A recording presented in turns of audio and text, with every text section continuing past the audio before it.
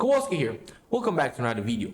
Now, in this video, I actually want to cover the 1889 World Chess Championship. I'm just resetting the game because I failed another recording, so I just have to reset the games real quick so that we see them from the beginning. Okay, now let's worry about the intro. It's 1889. What's going on in the chess world? Well, there's no really there's no organization, there's no body, there's no governing entity that organizes the World Chess Championship matches, so the players have to arrange that themselves. But that is good because the players have a lot of power, and that's what Steinitz really had. Steinitz had a lot of decision over what he could do. So first of all, he could pick the venue, he could pick the location, right, where everything just takes place, and he could also pick his opponent. Now that's very important because he chose somebody, and he chose somebody that had a better tournament record than him, and a player, you know, that many said, not so many, but you know, some said that he might have a shot at beating Steinitz. Well, Steinitz doesn't fear anybody, and therefore he's gonna challenge none other than Mikhail Chigorin. I kind of butchered the name, but okay, he comes from the Russian chess school and is often looked at as the last great romantic player. So you know, he's gonna be like a pioneer for the Russian chess school, and also together with Lechin later, but you know, we're gonna get into that later. So yeah, I mean, that's basically what has to say. Just an interesting statistic: the people that were betting on the match, they bet $52,000 on Steinitz and only $900 on Chigorin. Like the total betting, that's insane. I mean, that's insane. That's less than what, 10%? No, oh, that's less than 5%. Okay, I'm not really in the mood of calculating right now, so let's just watch the chess games. Let's enjoy them together because this is a really interesting story. Now, Steinitz did not just blow Chigorin off the board. It was actually a pretty tight match up until match 14, and we're gonna see why. Now, Chigorin came to play, he came to attack, and this is game number 5. You know, the score, I think it's yeah, the score is just tied. All players have won with the white pieces so far. Chigorin has the white pieces, Steinitz has the black pieces.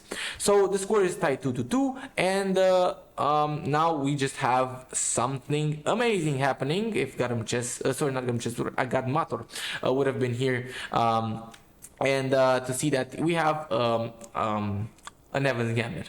Okay, so Queen F6, now D4, and here Steinitz goes knight to knight G to E7. This is technically a line. Queen to D6, and now Queen to B3. So Chigorin goes after the pawn. Obviously Steinitz castles, and now Rook to D1, just bringing the Rook to the center, threatening to capture. But okay, this capture doesn't really, you know, win the game because Queen to G6 and Black is fine. So Queen to A3. Now this is the first mistake of the game that Chigorin makes. This loses on the spot, but Steinitz, I think, failed to see the whole variation. Why does this fail on the spot? Well, because knight takes on E5, and now after knight takes back, the thing is, you lose the bishop, and the knight is defended, you lose a pawn, and you're just, I mean, your pawn structure is trash, your pieces are loose, you're gonna lose the game. Here, you know, knight back to F3, okay, queen to C5, queen takes on C5 because you're forced to trade, and yeah, I mean, just black is, Steinitz would have won this. I'm very confident about that. But also here, if you try to take this knight, this doesn't work because just knight takes on F3 with check, and you're forced to move the king. So yeah, king to H1. Let's say now knight takes on H2, and you know, if you even take the knight, now you're just gonna get mated here somehow, or just suffer severe material loss. In Steinitz didn't see that, and instead went rook E8, and now the position kind of goes back into the balance because you know, Chigorin is able to defend his knight here. So okay, D6, Steinitz kind of opens up the position, opens up his bishop, and bishop C5 attacking his queen, and now bishop G4. So he develops normally, and you can sense how Steinitz kind of took control of the game, and that's what he was known for. He was known for just letting you attack him and then turning that attack around into turning that defense around into an attack. And that's why many, you know, were kind of bored with his play, although he was just like technically one of the best players, and his style was one of the cleanest styles. So h3, why is this move a blunder, as you can see on the screen? Well, because of this simple move, this simple tech. That's why you do your puzzles. Bishop takes on f3, knight takes on f3, and queen takes on g3, and that's it. You lose a piece. Why? Because this pawn is pinned by the bishop, so he cannot take the queen. And it was just a pretty easy, you know, conversion. It only lasted like 5 more moves after that. So you might ask yourself, why did I show you this game? Well, because we gotta see the next game. This is game number 7, numero 7. We have e4, and the players are playing with the same color pieces. So we have white and black. Chigorin managed to win his game with black. Chigorin is playing with the white pieces again, and the score is again tied 3-3. And we have another Evans Gambit. So basically the same line. We're not gonna get too deep into theory, and but now Chigorin goes d5, and after the knight moves back, queen to a4, and I mean suddenly he managed to catch Steinitz off guard with this variation. And after the queen to g6, right, Steinitz kind of tried to play the same poking game as he played in the last game, just moving pieces around, maybe castling, maybe being safe, but it doesn't work this time. Why? Because just bishop takes on e7, and you're forced to take with the king. The king is brought out, you lose this pawn in the center, and now even though Steinitz gets his pawn back and he's technically up a pawn, e5, and you're just getting destroyed. And I'm gonna skip a little bit through because I mean, it's just Chigorin goes on a rampant attack, and you cannot really go wrong here. I mean, look at this position. Black's bishop is the most active piece. This rook is dead. This bishop is dead. This knight is stuck defending against mate, and this rook kind of doesn't have any future. What's the queen doing on h7? And so, you know, as white just beautifully gets his pieces into the game, wins another pawn, and kind of just forces you know, Steinitz to just resign here in a few moves. g4 to just attack the rook, and here just an amazing tactic to win the piece. And now here Steinitz just resigns because there's I mean, there's nothing to do. Like, if you try to develop the bishop now, knight f6 check. If you try to move the king now, just apparently knight to g8. You can even take the bishop, but knight to g8, and after rook to g6, now rook f8 check, and that's it. I mean, once you go back, knight back to f6, and you're just dead. You're dead. So that you know, shows that Chigorin was able to defeat Steinitz, and matter of fact, he actually went and had a positive score. So like, he had a 4-3. He had a better score than Steinitz after game 7. But you know, they were kind of going head to head, and that all changed in game number 14. And this basically marks Steinitz's just one last streak. So the score is now 7-6 in favor of Steinitz.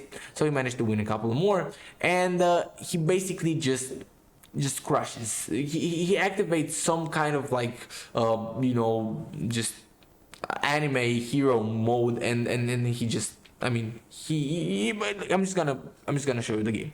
And Steinitz has the white pieces, and he plays knight f3. Okay, we have a reti. Steinitz plays a reti, and we now have a variation that is called the Chigorean Defense. This is the Chigorean Defense. This has been played before. This has been tried. So Chigorean plays the Chigorean. That means Chigorean has to beat Steinitz, right?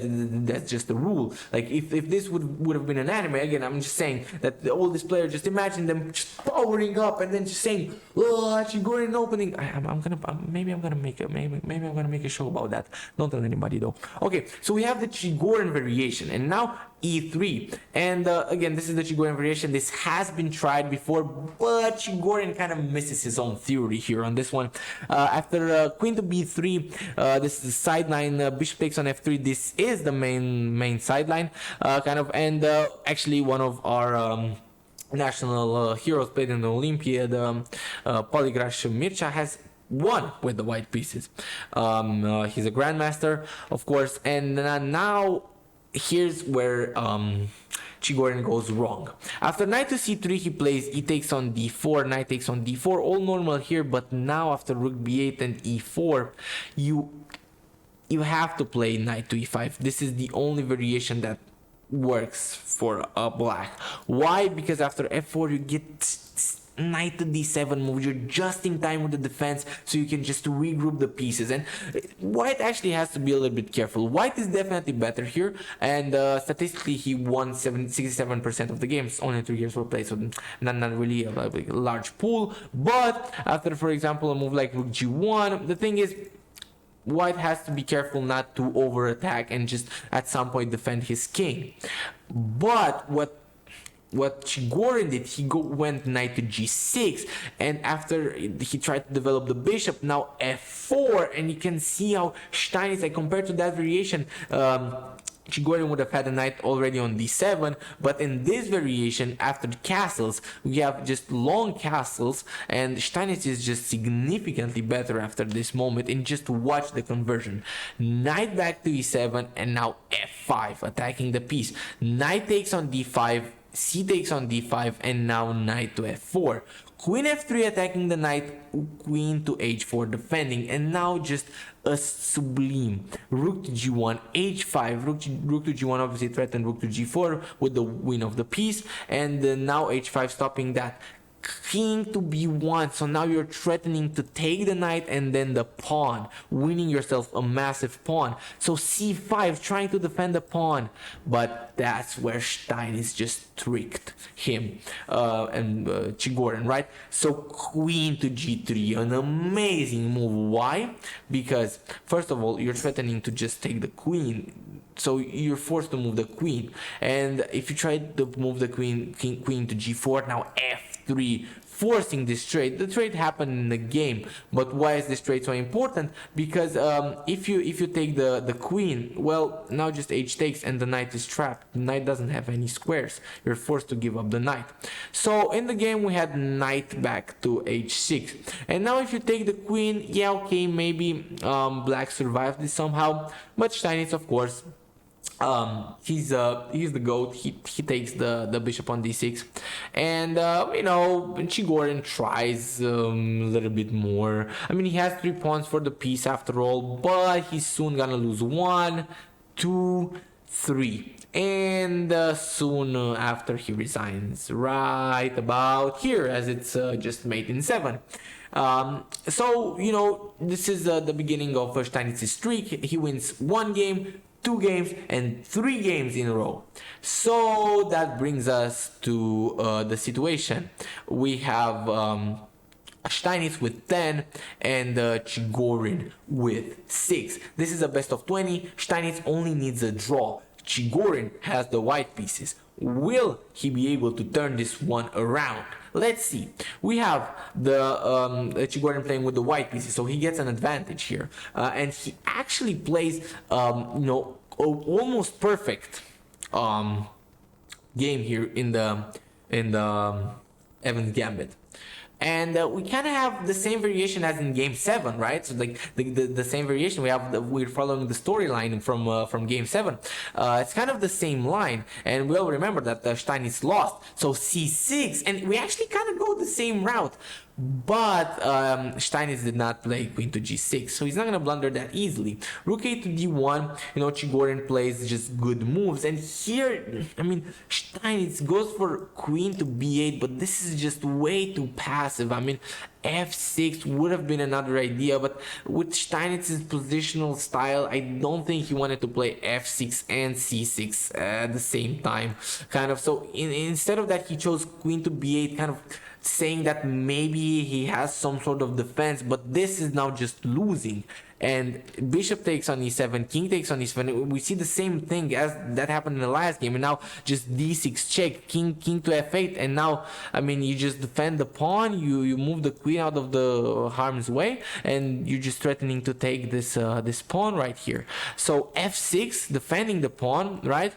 And now just bishop back to b3, setting up some battery. But okay, the knight is still on d8, so we have g6 now, making room for the king, and now knight to c4, going after the bishop. We have king to g7, no better option here, and now a4, and I mean this is just threatening to take the bishop. So you have knight to f7, and now after knight takes on b6, bishop takes, and knight takes on e5 check. I'm just gonna go for an instant replay. Now the thing is, if you play a4, the bishop runs away and you have a winning position, but it's gonna be much harder. Chigorin finds the right move, and here doesn't take right away, because if you take right away, this is not good at all, because you lose this pawn here in the center, and that's kind of like GG's. This is a holdable, totally holdable position. So instead he takes the knight, and now takes on e5 with check, sacrificing. You cannot take the knight. If you take the knight, f4, and you just get destroyed. I mean, there's no way to activate this bishop, nor this queen, nor this rook. This is, I mean, this is just terrible by Steinitz. Again, we see the same pieces getting just cornered. So we have knight takes on e5, king to g7, and now knight to c4. So Chigorin is just in cruise control. He's back in the game, and you know, he's just gonna win this one. b5, and a takes on b5, now queen to a7, and b6, just again disallowing the queen entry to the game. But okay, queen a4, and now queen c5, still defending the knight.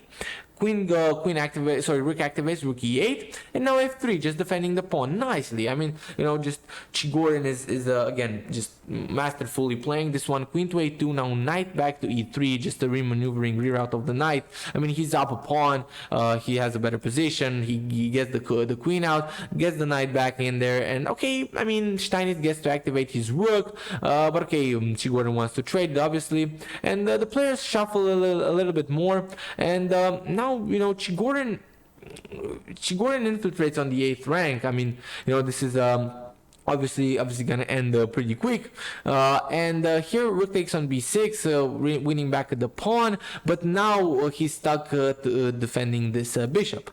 So knight to c4, attacking the rook goes to c6, now defending the bishop, and actually Steinitz found a pretty nice configuration, but he's still dead lost. But Chigorin plays f4, and all of the sudden, Steinitz can get back into the game, and he doesn't hesitate. b5. Now, Chigorin took the pawn, which is not the right idea. Again, Steinitz managed to trick him. Here, if you play the move rook a7, that's just a scumbag move, sacrificing the knight, but okay, this is not very hard to see because now you're just losing the rook. But what if rook a6? Well, you just take the rook, you let him activate, and now you don't take here, but you go rook to b6, giving up the knight but taking the bishop and entering this potentially winning endgame.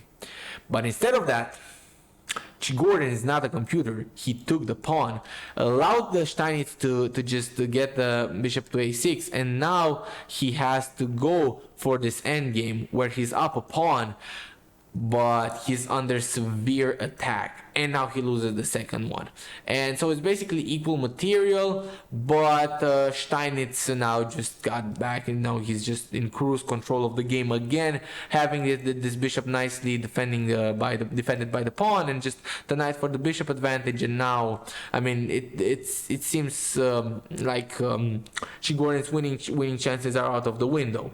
And after f4, knight goes back to c2, queen goes back to e5. Now Chigorin finds this queen a1 and keeps the hopes alive. So will he be able to trick Steinitz one last time into getting a winning position? So Chigorin is gonna try c6, take the pawn, right? Just okay, he's gonna give up that pawn, take this one. I mean, it begins to seem impossible. But the knight is better than the bishop when pawns are only on one side. Let's see, can he remaneuver the knight? Steinitz is still a world-class player. You're not gonna beat him that easily. So we have the pawns remaneuvering. Oh, but Steinitz, he isolated the pawns. He forced the pawns on light squares, and now managed to just get into a completely drawn position. So yeah, I mean, once this bishop and knight endgame arised, I mean, it was already hopeless. But really, this f4 move and then the follow-up rook takes on b5. To lose a game like that in 2 moves, but not lose the game, but he needed a win. He needed to win, and he needed to win 4 games in a row. I think there was a lot of pressure on him, and that's why f4. But that's why, you know, Steinitz is such a tenacious defender, and it's not easy to beat him. So even though you have like a +6, +5 position, and you play like almost all of the best moves, one after another, it's still not enough. You can still make a blunder or a mistake and then just lose the game. So, you know, that's it, kind of it for the video. I hope you guys enjoyed it. I really had a lot of fun recording this one, and yeah, I'll see you on the next one. Kowalsky.